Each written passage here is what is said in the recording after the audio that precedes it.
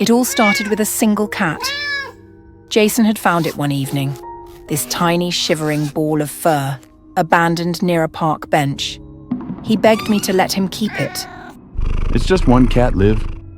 He said, his eyes pleading. Look at it, it needs me. I hesitated, but eventually gave in. One cat wouldn't hurt, right? It was cute after all, and Jason had always had a soft spot for animals. But that's where it began, and it didn't end there. A week later, Jason brought home 5 more cats. 5! The apartment, which had once been cozy and clean, now smelled of litter boxes and fur. The cats scratched the furniture, knocked things off shelves, and left hairballs in the corners. It wasn't even about the mess anymore. It was about how out of control things were getting.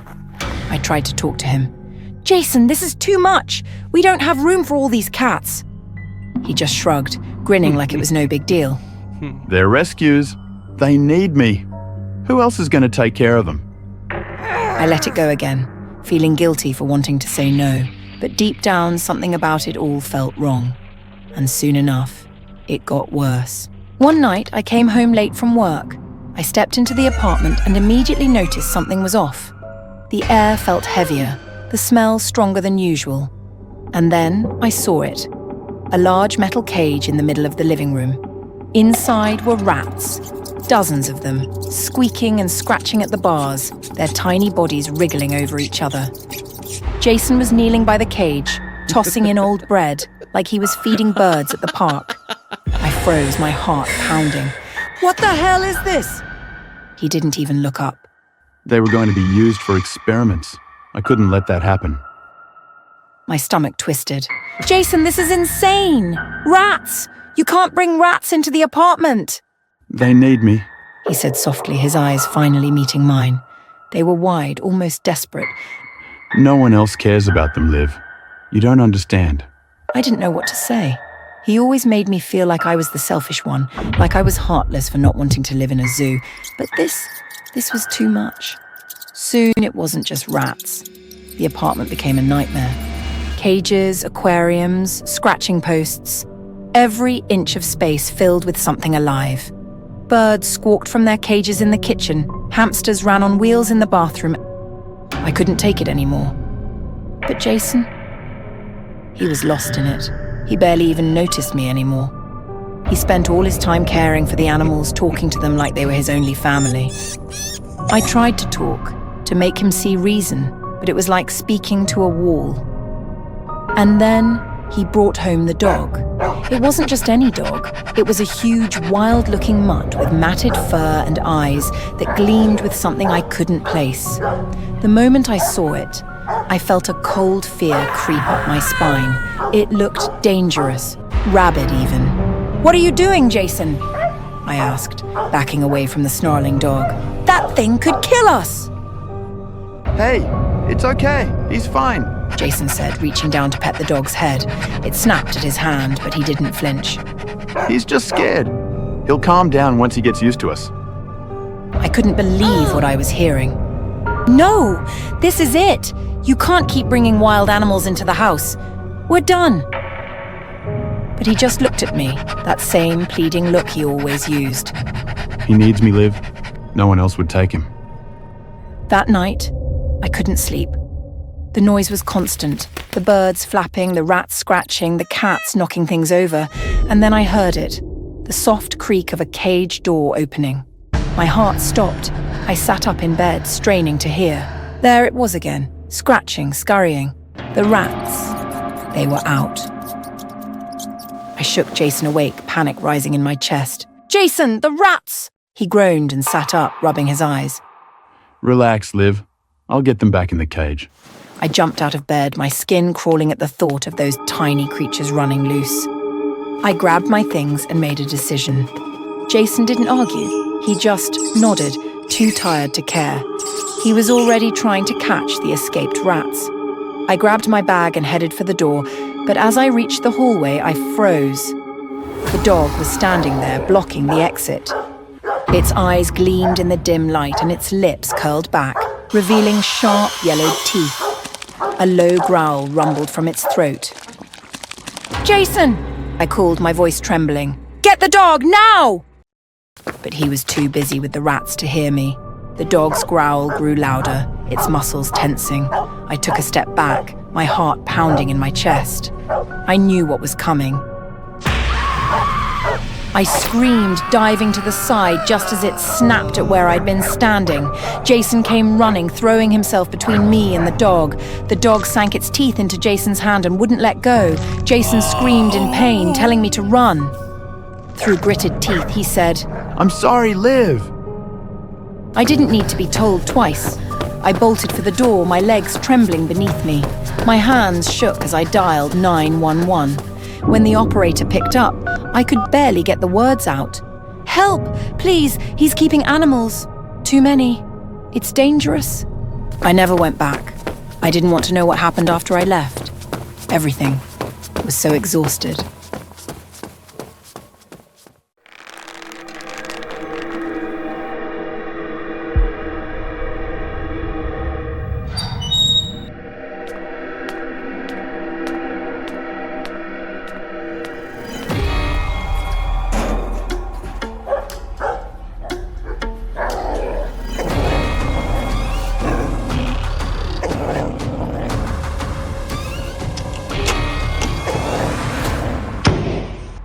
We'd been in the business for generations, selling dog meat at the edge of the city where no one asked too many questions. It wasn't glamorous, but it was profitable. People came for our family's famous cuts, and we knew how to get them fresh. My father had taught me everything I needed to know: how to catch the dogs, how to make it quick, and how to never look back. The job seemed easy enough. A stray had been spotted near the old railway tracks, a place we often scouted for untethered dogs. I took the van with my cousin Tu, just like we always did.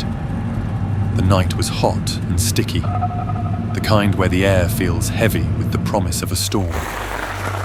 We were parked by the tracks, the headlights casting long, eerie shadows through the brush. Then we saw it. The dog, if you could even call it that, was sitting at the edge of the tracks, half in shadow, half in light. Its coat was matted and patchy, black with patches of grey, but it wasn't just its appearance that made me uneasy.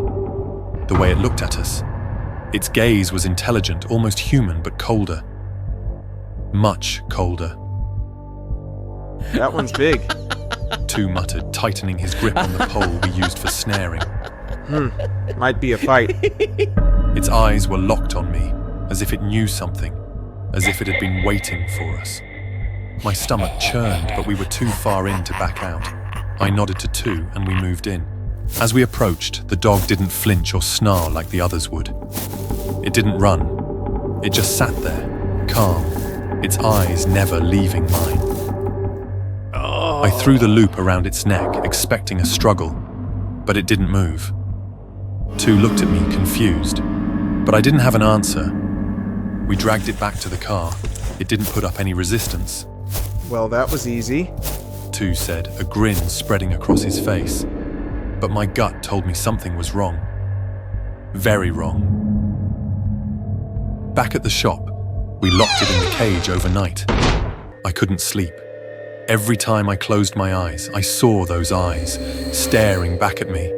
I told myself I was just tired, that I'd caught one too many strays and my mind was playing tricks on me. But the next morning, when we went to butcher it, my hands trembled. The dog was still sitting there in the cage, watching me. Its eyes hadn't dulled or grown afraid. They looked sharper, almost like they were cutting through me. Tu handed me the knife, but as soon as I touched it, the dog's lips curled back into the slightest of grins. I froze. Dogs don't smile. I stepped back, my heart pounding in my chest. Tu laughed, thinking I was being soft. He grabbed the knife and went into the cage. That's when the lights went out. A blackout wasn't unusual in our part of town, but this felt different. The shop filled with a smell I couldn't place. Something metallic, something wrong. I heard a low growl, followed by Tu's shout. Then the sounds of struggling, metal clattering, a sharp yelp. and then silence. When the lights flickered back on, 2 was lying on the floor, blood pooling around him. His throat had been torn open.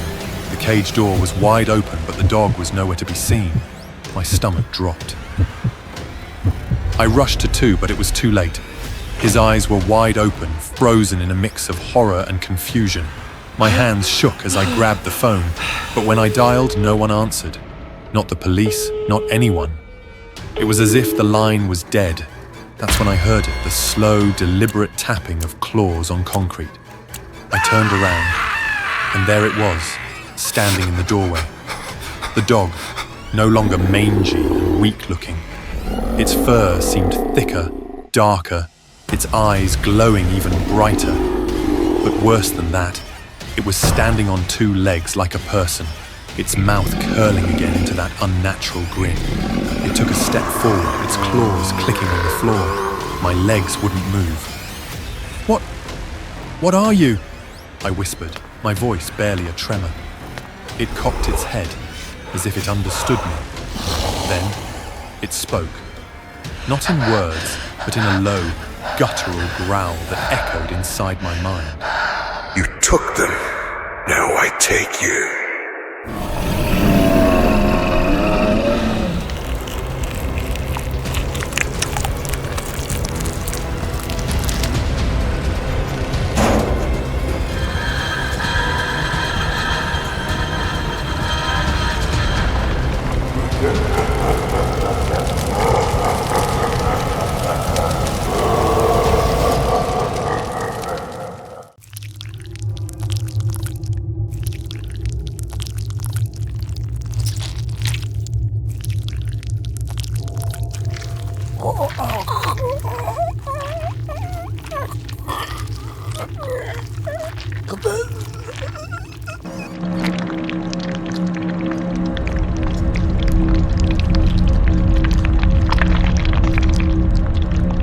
It was a nightmare.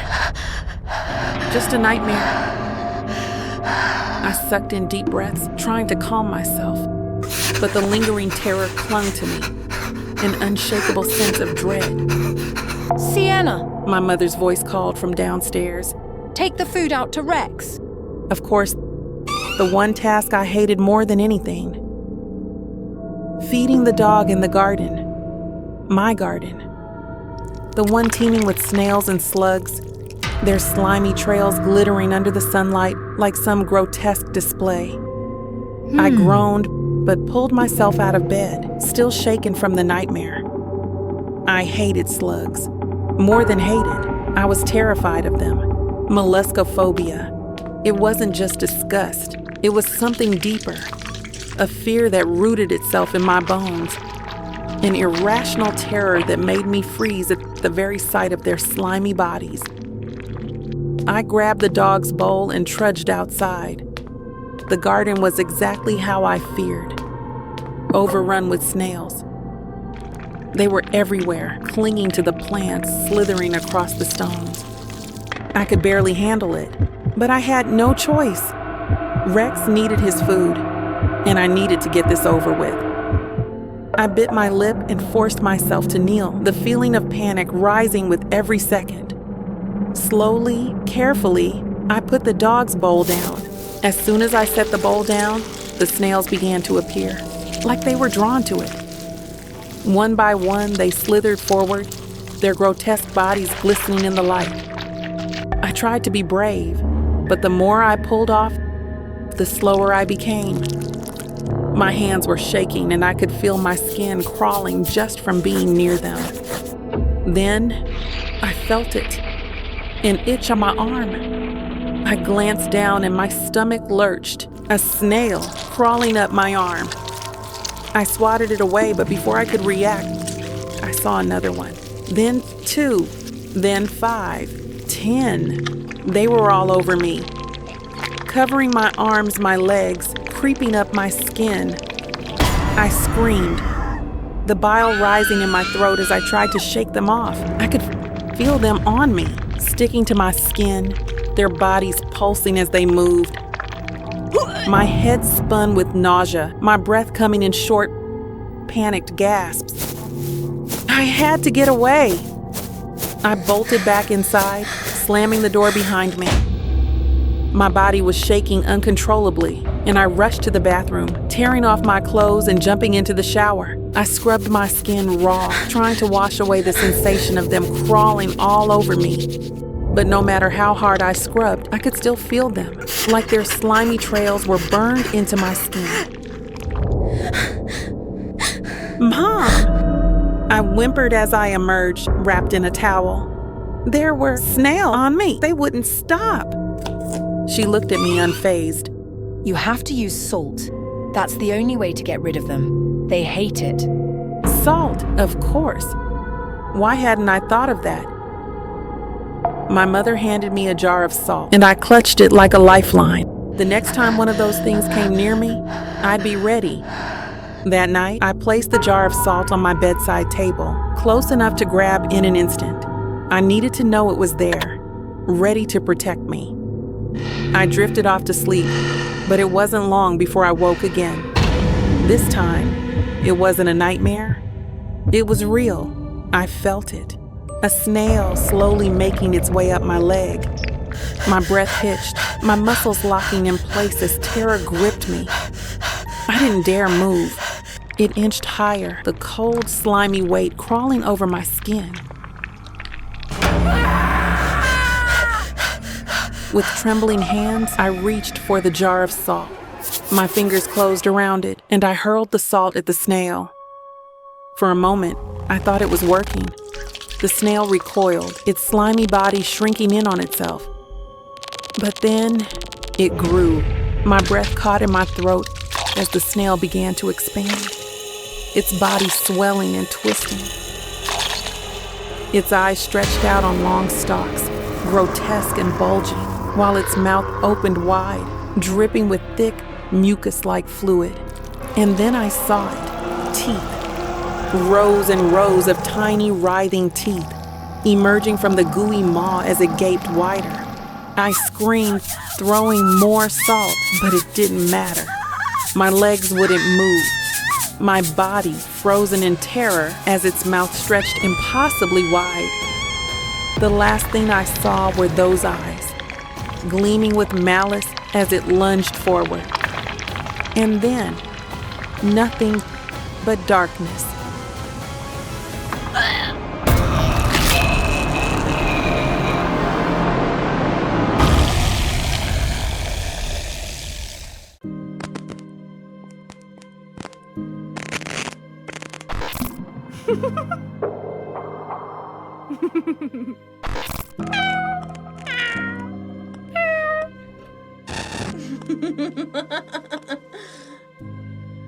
I am Clara, as you may know, and currently I work as a TikTok streamer. I started gaining fame on social media platforms thanks to my cosplay videos wearing furry costumes, also known as fursuits.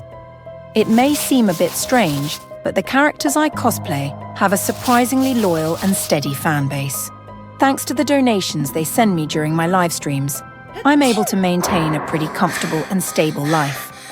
However, to be honest, I don't really enjoy this job that much. The simple reason is that I'm actually allergic to these furry materials. But once the camera is on, I transform into a genuine persona, the idol of the furry-loving community. After an exhausting live stream, I quickly took off my fursuit and rushed into the bathroom. In the mirror, my body was covered in red rashes, a common reaction to my allergy. I scrubbed my skin vigorously to make sure there weren't any stray hairs stuck on me. After an hour of washing up, I finally felt clean, relaxing on my bed. I started reviewing the donations I'd received. Looking at the top fan list, I was surprised to see one account had donated up to 1,800 coins. Curious, I clicked on the profile and saw that it was a new account that only followed me. While I was still processing this, the account sent me a message. I opened it, trying to appear friendly in my response. We chatted for a bit. Then the account sent me a photo that left me horrified. I could clearly see my home address on a package in the photo. How could he know where I live? I was about to ask when he transferred me an additional $1,000. He said he wanted me to accept this special gift as a simple way to show his admiration for me.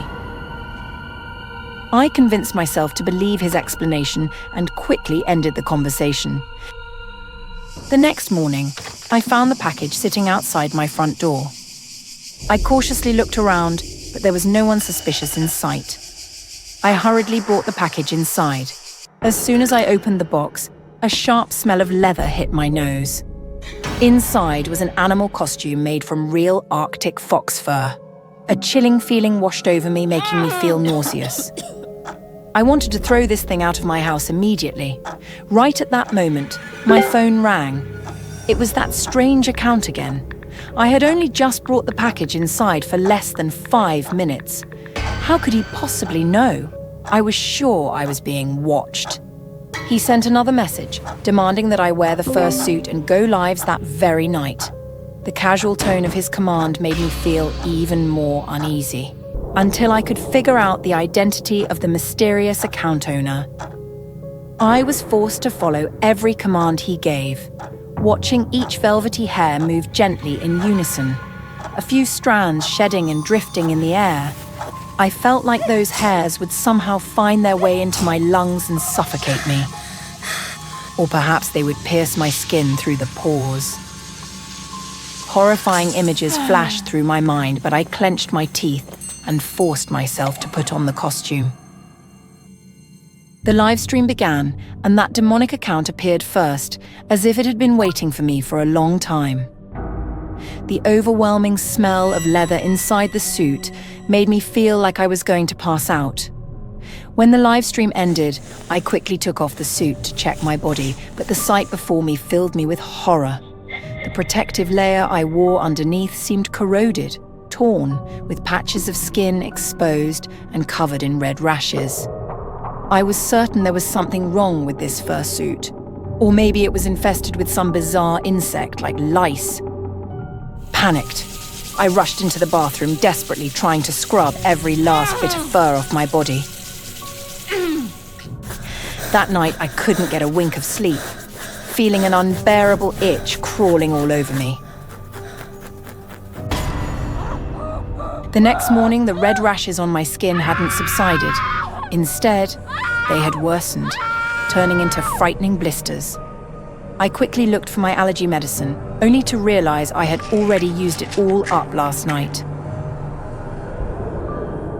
And then came that damn Love Clara account again.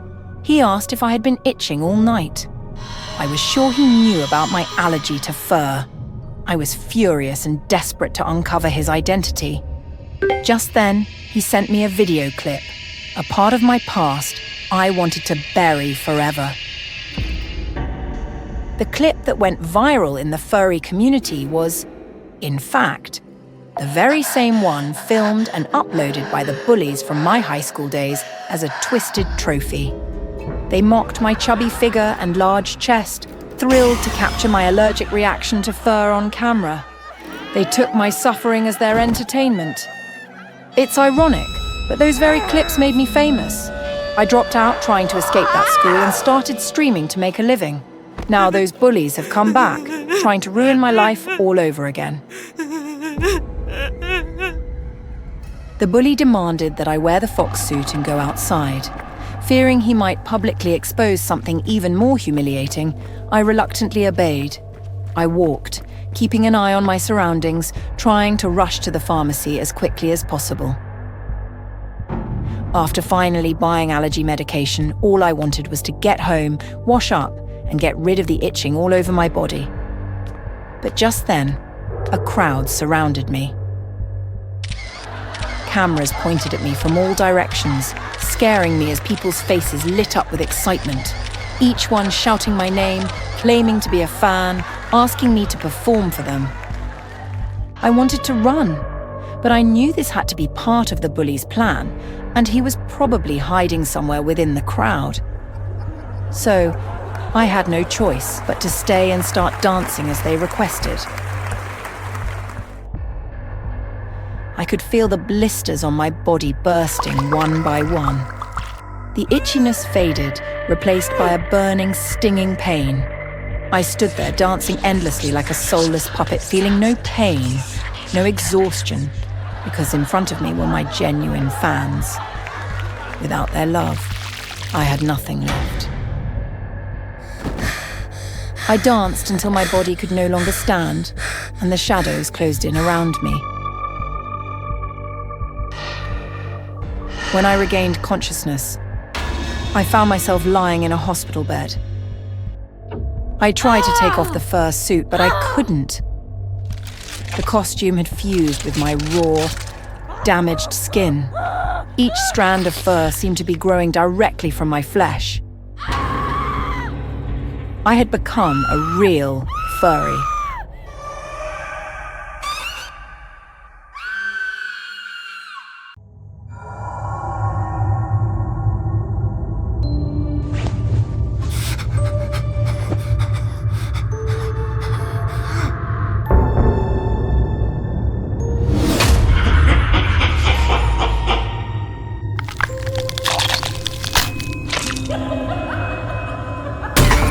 That was creepy. It was just another quiet evening at home. My wife Anna and I were lounging on the couch, scrolling through our phones. Anna stumbled upon a new trend on TikTok, and her face lit up with that mischievous smile I knew so well. Anna loved playing pranks, and I was often her favorite target. She just laughed, that glint of mischief still in her eyes. I know, right? Creepy, but kind of funny too. Want to try something like that? I chuckled nervously. No thanks, I'm not a fan of this stuff. Anna shrugged, standing up and stretching. Suit yourself. I thought it was pretty fun. I watched her walk into the kitchen, her footsteps echoing softly. Anna always loved a good scare, but this felt different.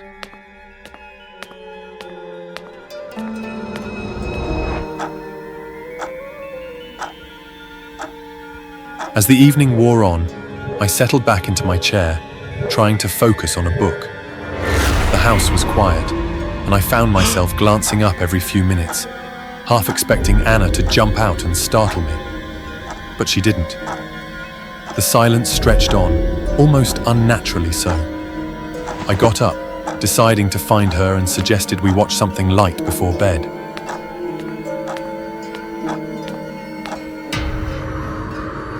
As I walked down the hallway, I frozen. There in the dim light, I saw a figure standing at the end of the hall. It was Anna, but she looked different.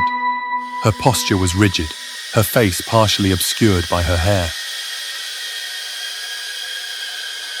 And that smile, wide, fixed and unnerving, was exactly like the woman in the video. I took a cautious step forward, but she didn't move. "Come on, Anna, stop joking. This isn't funny," I said, trying to keep my voice steady. Still nothing. The air around us felt thick, oppressive. I took another step, my heart pounding.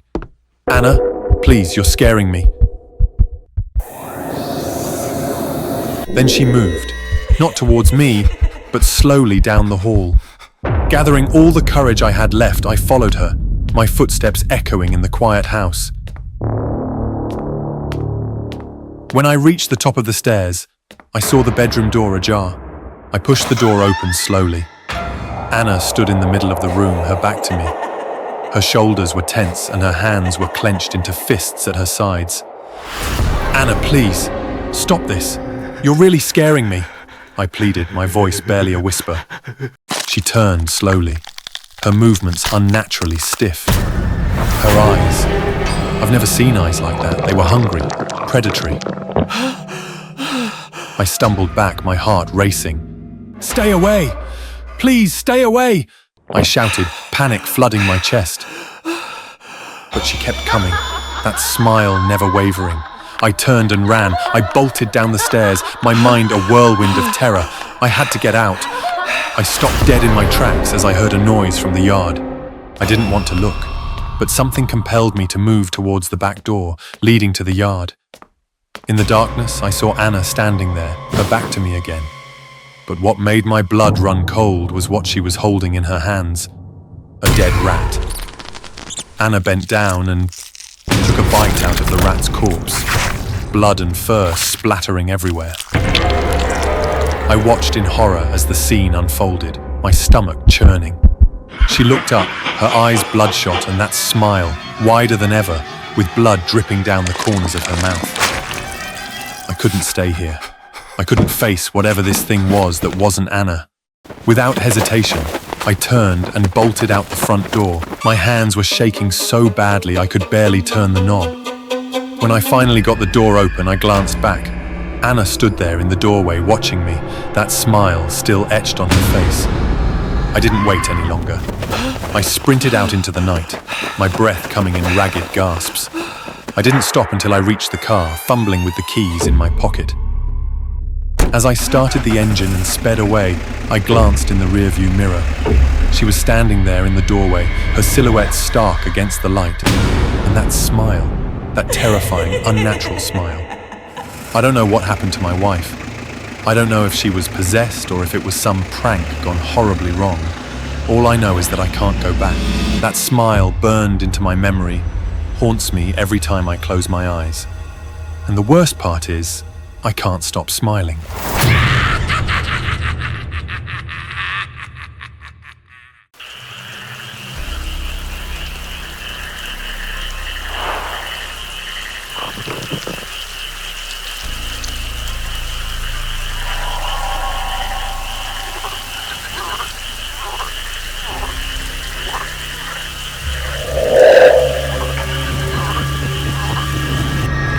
It began like any other morning. I laced up my running shoes and took my usual route through the forest. The crisp air, the sound of leaves crunching beneath my feet. This was my sanctuary. Until today, I nearly stepped on it. A toad sitting eerily still in the middle of the path. I stopped just in time, crouching to get a closer look. Its back was studded with strange golden orbs. At first, I thought they were boils, swollen and ready to burst. Injury, perhaps? But no, the orbs seemed too deliberate, too alive. As I leaned in, the orbs began to sink, like marbles disappearing into the toad's flesh. The holes, deep, dark, and unnervingly round, began to expand. And then, from those grotesque pits, something emerged. I watched in horror as the sacs began to split, revealing grotesque limbs that unfurled with unnatural speed. Tadpoles? No, something worse, birthed directly from the toad's flesh. One of the creatures, slimy and malformed, launched itself onto my arm. I screamed, swatting at the tiny monster, but more of them sprang forth, latching onto my face, my neck. Their tiny, clawed limbs clung desperately to my skin. I could feel the cold, wet slime spreading as I tried to shake them off, but their grip was unyielding. My breaths came in panicked gasps as I clawed at my own skin. Finally, I managed to dislodge them, flinging their writhing bodies into the underbrush. Gasping and trembling, I stumbled home, my arms slick with their mucus. Red welts began to bloom across my skin. In the bathroom, I scrubbed myself raw. The hot water only intensified the burning sensation. I poured soap over every inch of my body, determined to erase the feeling of those things crawling on me. But no matter how much I scrubbed, the sensation lingered. My mind wouldn't stop replaying the scene. Those holes, those sacs, the vile creatures emerging from the depths. When I glanced at the bathroom sink, its drain, a simple circular opening, seemed to pulse. The tiles on the floor with their neat round patterns became a maze of voids. Every pore on my body seemed magnified. Even the tiny pores on my own skin seemed to gape at me, like miniature mouths ready to spew more horrors. I couldn't escape the imagery. Exhausted and desperate, I crawled into bed. I needed sleep, a reprieve from the madness clawing at my sanity. I forced myself to close my eyes and let the world fade away. But when I opened them again, it was there. I bolted upright, heart pounding, but the toad remained, unfazed by my panic. The toad stared at me with its unblinking eyes. Its presence was oppressive, its weight suffocating. My hands. It was my hands that made me freeze. They were slick, their skin darker, shinier. The dim light in my room distorted everything, but even in the shadows, I could see the unnatural sheen. "What did you do to me?" I shouted, my voice breaking. The toad spoke. Its voice was guttural, low, reverberating in my skull. "I kissed you. You are my mate now. You have to give birth for me." I scrambled out of bed, nearly tripping in my haste. The mirror on the wall caught my eye, and I turned toward it. What I saw brought bile to my throat. My reflection was no longer human. My skin, now a sickly green-brown, was covered in a slick, mucus-like film. My hands were grotesquely webbed, my eyes bulging slightly from my skull. But worst of all was my back. Through the reflection, I saw golden orbs, the same orbs that adorned the toad, sprouting from my flesh. They pulsed, they quivered. Then, with a sickening pop, the orbs burst open, revealing the same deep holes. My body spasmed as tiny creatures, part human, part toad, began to emerge. Their grotesque forms wriggled free, flopping onto the floor. They called me mother. Dozens of them, no, hundreds, crawled out of me, each more hideous than the last. Their voices, a cacophony of screeches and croaks, filled the room. They climbed onto the bed, the walls, and eventually onto me. Their touch burned, their tiny claws sinking into my flesh. I couldn't scream. My throat was raw, my body overwhelmed. They swarmed me, their weight pressing me down. And as they chanted their grotesque refrain, I felt myself sinking, consumed by their slimy, writhing bodies. Darkness swallowed me. I woke to the sterile hum of fluorescent lights. My skin was raw, covered in red, itchy welts. A doctor stood over me, clipboard in hand. You've had an allergic reaction. He explained, his tone clinical. Probably from contact with a toad. You're lucky it wasn't worse. Relief flooded through me. It was just a reaction, a nightmare fueled by fever and paranoia. But as I sat up, something caught my eye. Tiny, round holes had begun to form on my arm, and for a moment, I swore I heard a faint croak.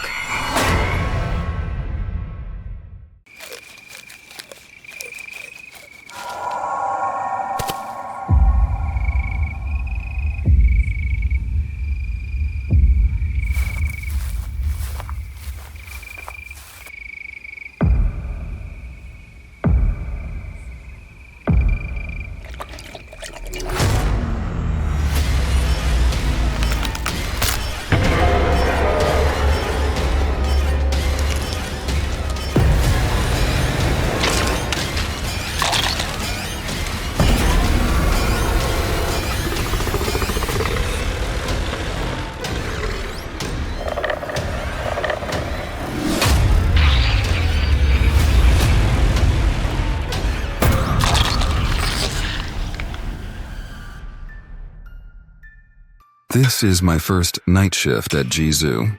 My usual job is to observe and take care of the animals here at night. To be honest, this job is quite boring. I just sit in front of a screen and watch them sit, stand, or walk around for hours. I look forward to 8 o'clock so I can feed them. At least I get to go outside and breathe some fresh air. It's strange that there are no other staff here besides me. Maybe not many people are willing to work the night shift. But for me, I agreed because it's an easy job with good pay. Somehow, today the deers look more energetic than usual, constantly hopping around.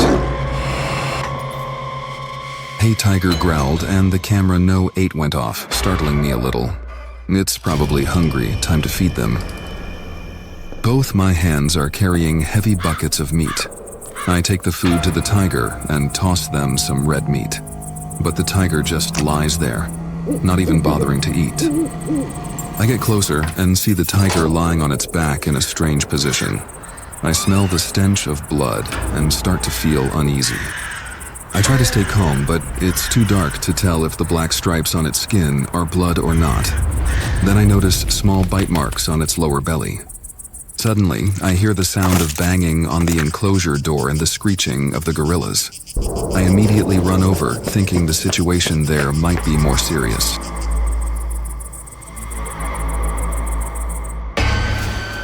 I run over to the gorilla enclosure. One of them is writhing on the ground, while the other two look terrified.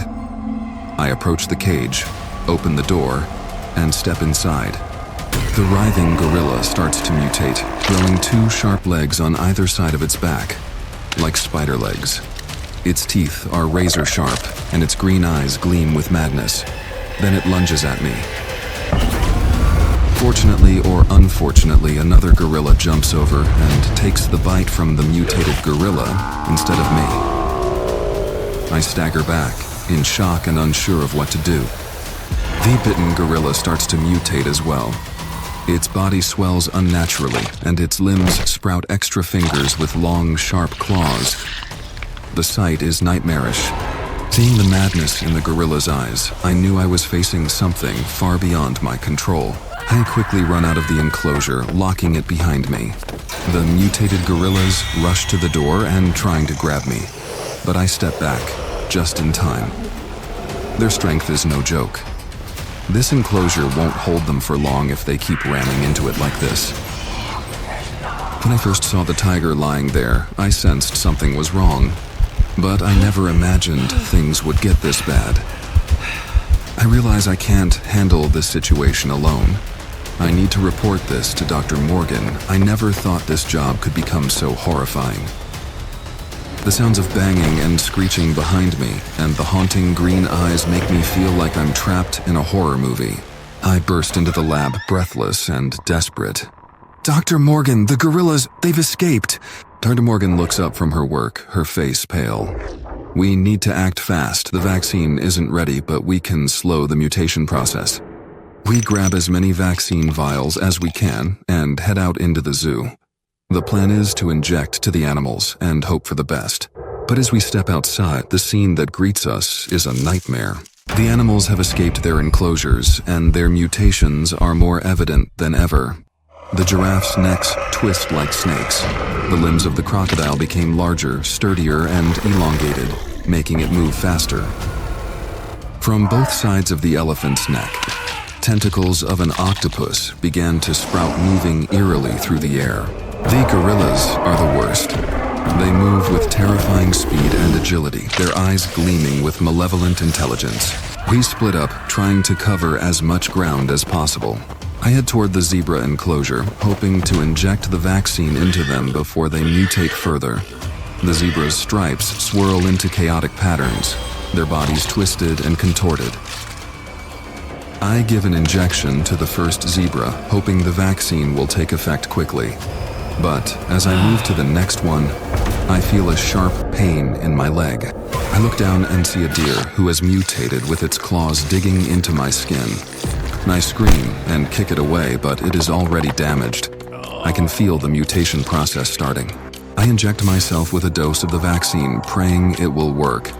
The pain is excruciating, my vision blurs, and I stagger, falling to the ground. I try to stay calm, but the fear keeps rising within me. And as I feel the mutation process beginning in my body, I know this fight is beyond my control. I know my time is running out. Dr. Morgan's voice comes through the talkie like a faint glimmer of hope. Paul, hold on, we'll fix this. But I know it's too late for me. All I can do is hope that the others can stop this epidemic before it spreads further. The last thing I see before everything goes dark is the zoo in chaos. The mutated animals causing havoc and Dr. Morgan's desperate face. The silence of the night is shattered by the sounds of chaos and horror. And I know I've become part of a nightmare with no escape.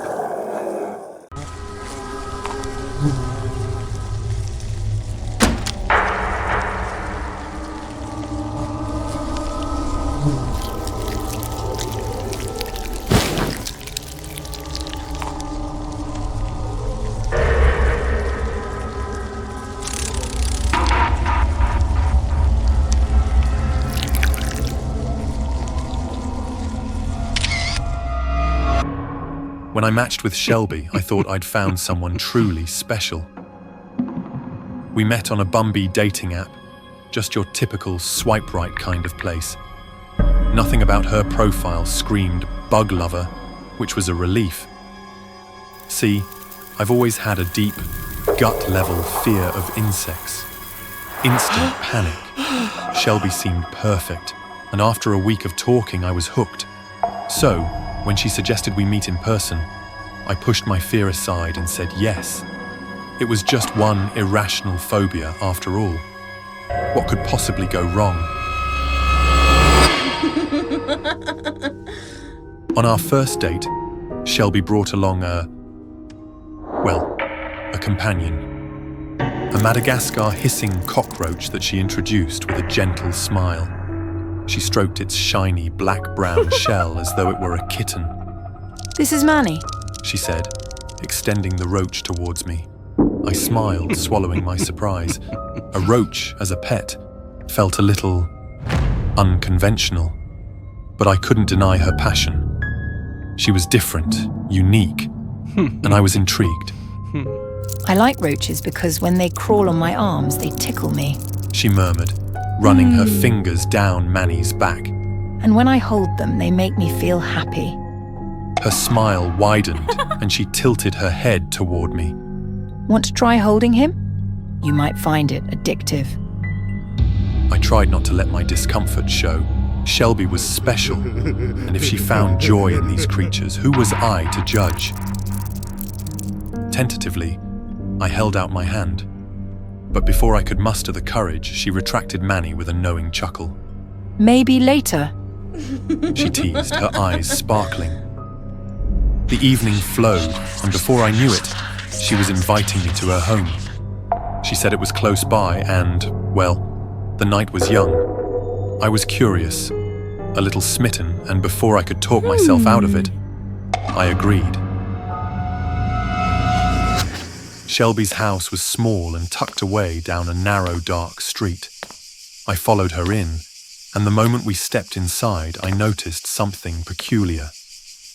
At first, I couldn't tell what it was, but then I saw movement, a large shadow shifting near the floor. I blinked, thinking I must have imagined it. Don't worry. Shelby whispered, her voice soft and calm. They're just a little excited. They've been waiting to meet you. As my eyes adjusted, I saw them. Cockroaches. Massive cockroaches, each nearly 3 feet tall, skittering across the floor. Some even stood on their hind legs, chittering in a way that sounded almost like laughter. Shelby walked forward and petted one of them, like it was her pet dog. It shuddered under her touch, its body quivering in what looked disturbingly like affection. Say hello to my family, she said, looking over her shoulder at me, her eyes gleaming. Family? I stammered, inching back as one of the cockroaches leaned toward me, its antennae twitching. The sight of its segmented body, its cold, gleaming eyes, sent a chill down my spine. I fought the urge to flee. Shelby reached out, taking my hand. Her grip was surprisingly strong. Come on, they're friendly, she said, her tone soothing yet oddly commanding. She guided me into her bedroom, where the scene only grew more grotesque. Her bed was covered in them, hundreds of cockroaches of all sizes, crawling over each other in a sea of writhing bodies. With a contented sigh, Shelby lay down on the bed, letting them swarm over her, their legs and antennae moving in a strange rhythm as if massaging her. She looked at me with a smile of pure satisfaction, patting the bed beside her. Lie down with me, she urged. You'll feel them relax you. It's like a massage. I wanted to leave. Every nerve in my body screamed at me to run, but her eyes held me captive, and something about her confidence, her sheer conviction, made me feel almost compelled to stay. Trembling, I lowered myself onto the bed, and the instant I touched it, the cockroaches began crawling up my arms and legs, their tiny legs prickling my skin. I clenched my jaw, trying to hold still.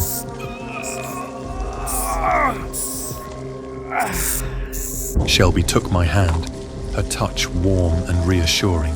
Just relax. She whispered. I took a shaky breath, attempting to let go of my revulsion, but just then, a cockroach launched itself from her shoulder, straight at my face.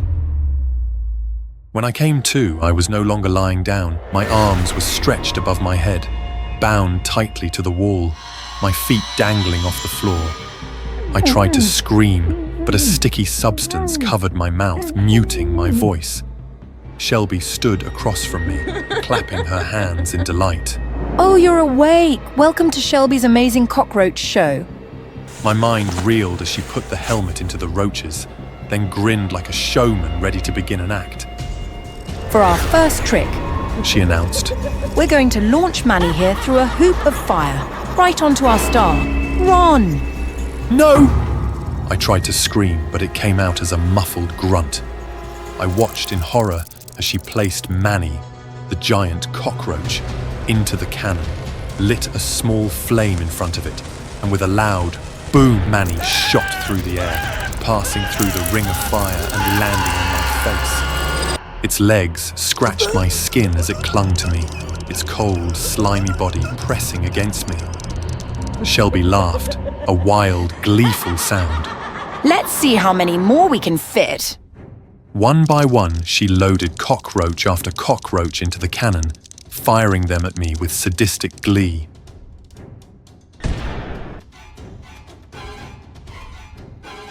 They stuck to me, their bodies writhing and squirming, covering me from head to toe in a living, churning mass of shells and legs.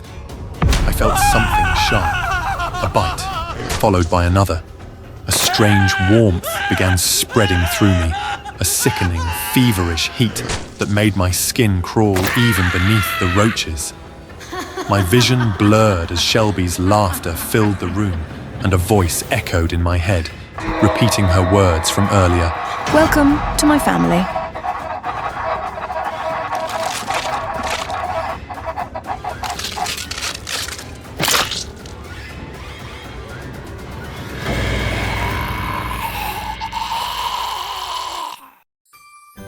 They say the world was once ruled by fear, not joy.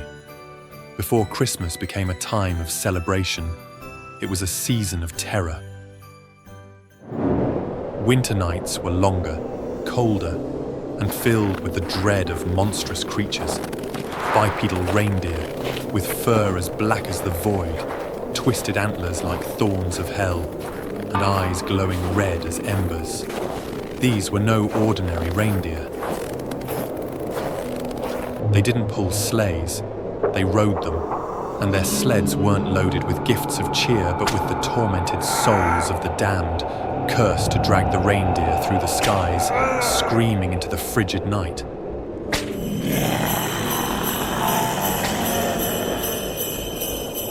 Every year, at the end of winter, the air would fill with the haunting sound of bells, signaling the arrival of their terrible gifts, not toys or candy, but death, fear, and despair. The village was gripped by unspeakable dread. Cursed presence appeared everywhere. There was the wooden mask, carved with an eerie precision, which once worn fused to its victim's face, trapping them forever behind its hollow stare. Another was the ominous countdown clock, its hands ticking backward. It would drain the very life from whoever held it, leaving only an empty shell behind. Each year, these cursed artifacts would appear on doorsteps, bringing ruin to all who touched them. No one escaped their fate. That fateful night, my mother and I huddled together in our small wooden cabin, every light extinguished. The darkness felt like a blanket of safety, but we knew better. The reindeer didn't need light to find us. They could smell fear. And in our home, fear was thick. The bells came first, their chime low and ominous, cutting through the howling wind. Then, the front door burst open, laughter followed. a high-pitched, maniacal sound that made my skin crawl. A small, tattered box waited on the doorstep, as if it had always been there. Its faded tag bore the words, "The Sinner Evelyn," my mother's name. I begged her not to touch it, but her hands shook as she reached for it, as if she were hypnotized.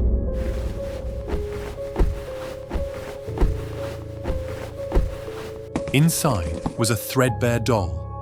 Its eyes, dull at first, flared a hellish red as its stitched mouth curled into a sinister grin.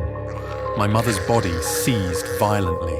She fell, writhing on the floor, frothy foam bubbling from her lips as she mumbled in an unearthly tongue.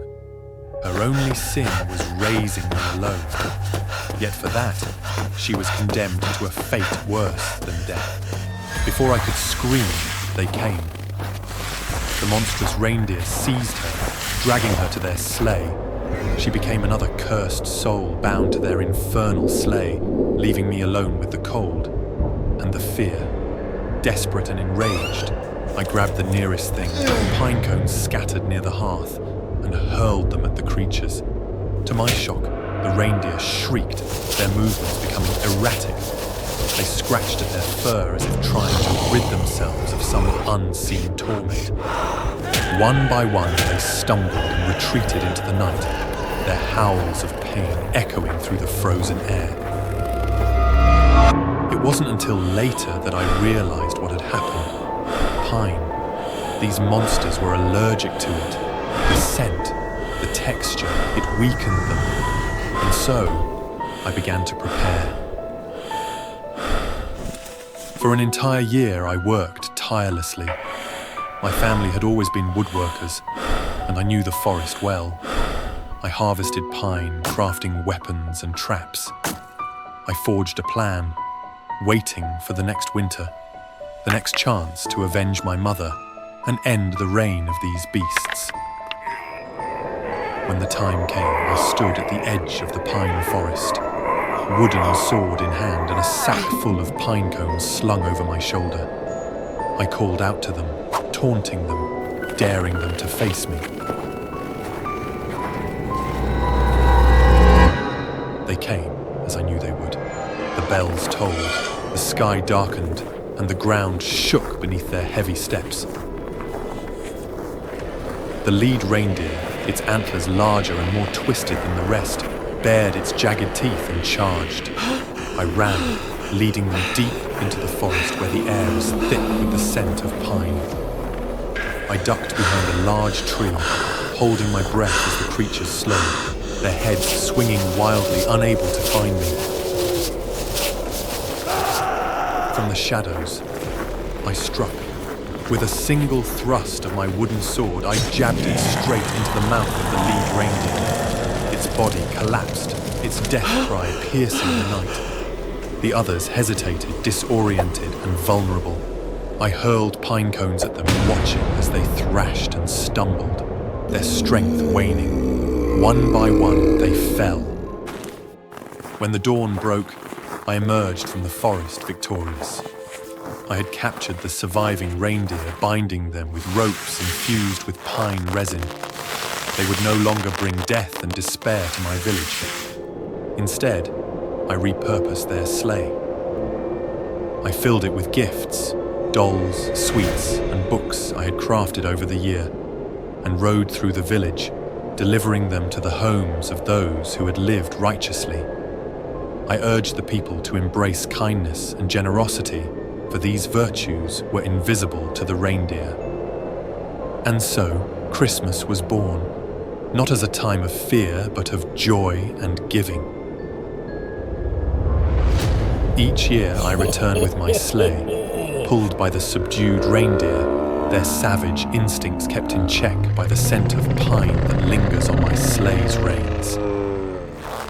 But I remind everyone, the reindeer are still out there, lurking, waiting for the chance to escape. And so we light our homes with warmth and kindness, and we hang pine wreaths on our doors to keep the darkness at bay. This is the tale of how I, once a terrified boy named Nick, became a legend.